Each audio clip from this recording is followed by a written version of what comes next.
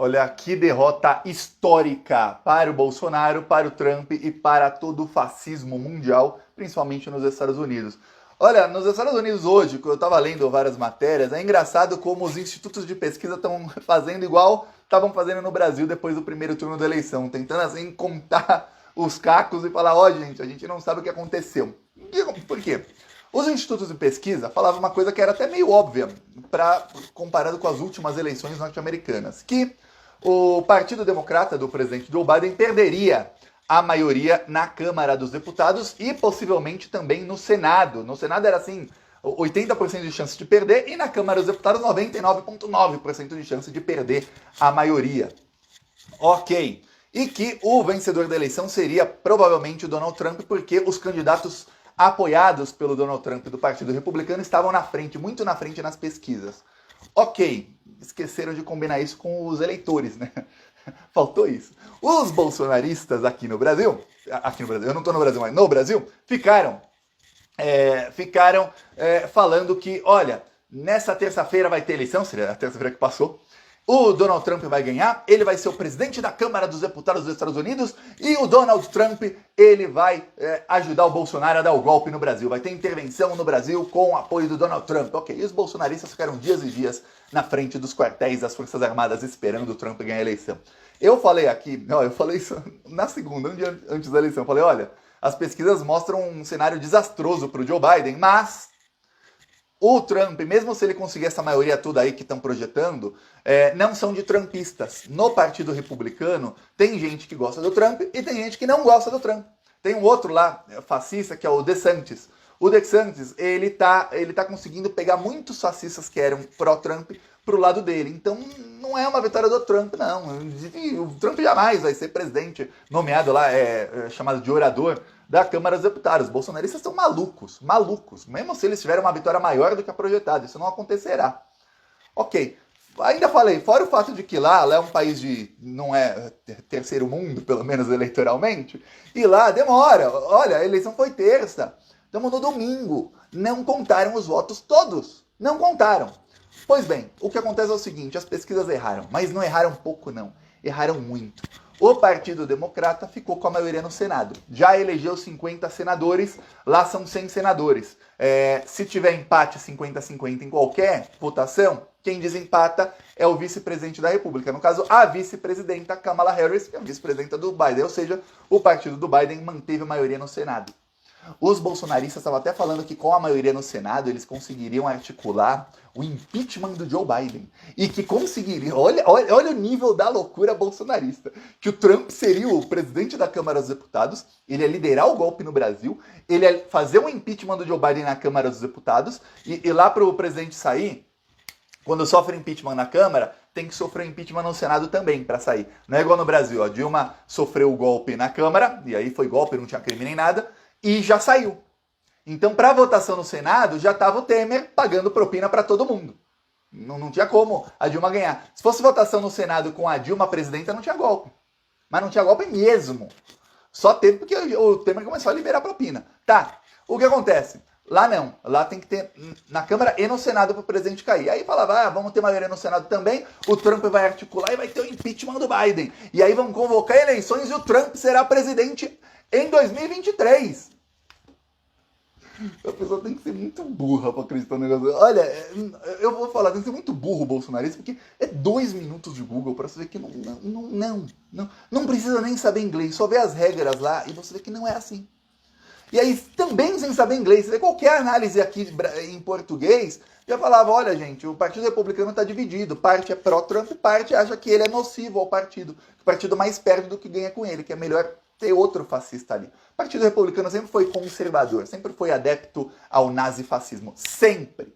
Pois bem, o que aconteceu? Aconteceu que os democratas, vou te dar um exemplo, em 2010, os democratas perderam, olha o tamanho da pancada, quando Obama era presidente, 64 cadeiras no Congresso Nacional, na Câmara dos Deputados. Quer dizer, eles perderam 64 deputados, enquanto Obama era presidente, lá nas eleições chama Midterm Elections. Por que Midterm? Term é o mandato, são eleições de meio de mandato. Então, lá é assim, imagina que o Lula fosse eleito presidente agora, mas a eleição para deputado no Brasil fosse só em 2024. É isso. Aí imagina que o Bolsonaro foi eleito em 2018, mas a eleição para deputado no Brasil fosse só em 2020. Então o presidente eleito, ele fica 2 anos com um Congresso Nacional que está, e depois de 2 anos é um Congresso Nacional novo. Só se renova a cada 2 anos. Não é igual no Brasil que renova tudo junto, né? Muda presidente, muda deputado, muda tudo. Ok. Aí o que acontece? Sempre o partido... Isso é média, eu estava lendo aqui. A média é que o partido que está no poder perca 34 cadeiras. Sempre. Essa é a média histórica, desde os anos 20. Desde que existe, a média é 20. Nos anos 20 eram menos deputados, mas a média que eu estava vendo, eles foram pela proporção. Se tivesse o mesmo número de hoje, a média era isso. Pois bem, sabe quantas perdeu o Joe Biden? Joe Biden perdeu apenas 7 até o momento. Só que o New York Times está dando projeção, porque lá nesse país de terceiro mundo ainda não contaram os votos. Tem locais que só vão terminar a contagem de votos no final da semana que vem. O Joe Biden perdeu 7, mas a projeção do New York Times e a projeção da CNN dizem que eles não vão perder nenhuma, talvez ganhem. O Obama perdeu 64. O Bill Clinton, que foi presidente, o Bill Clinton perdeu 54, 56, perdeu 50 e poucos. O Joe Biden não vai perdeu até o momento 7, mas pela projeção dos que ainda não foram apurados, tudo, ele é capaz de não perder nenhum ou que ganhe. Dificilmente vai perder mais do que 7. A projeção da imprensa é de que o Joe Biden perdesse 70 deputados. De 70 para 7, são 63 deputados a mais para o partido dele e a menos para o partido do Donald Trump que são eleitos. É uma pancada muito grande no bolsonarismo, nas fake news do bolsonarismo, nas pesquisas que erraram todas as pesquisas erraram.